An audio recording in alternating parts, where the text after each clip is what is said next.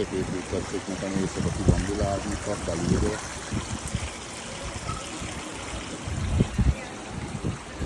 Itt van a kajáda.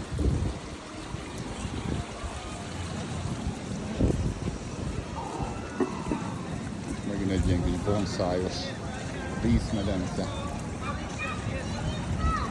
Szembe a túloldalon azok a baldahinos ágyak, azok fizetősek, 80 euró egy nap, de kapsz hozzá egy üveg pezsgőt, meg egy gyümölcstálat.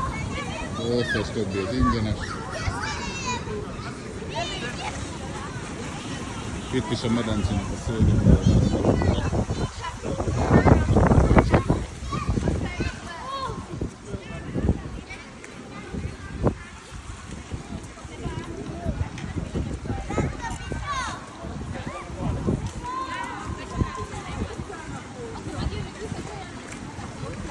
jön a kis vízbár.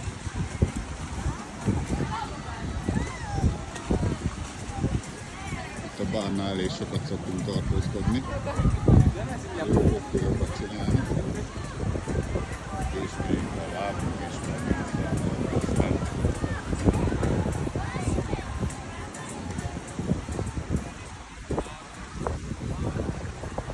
a kajádának a kívülős része.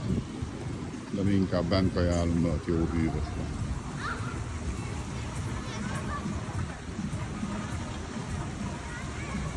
Menjünk fel pihízni egyet.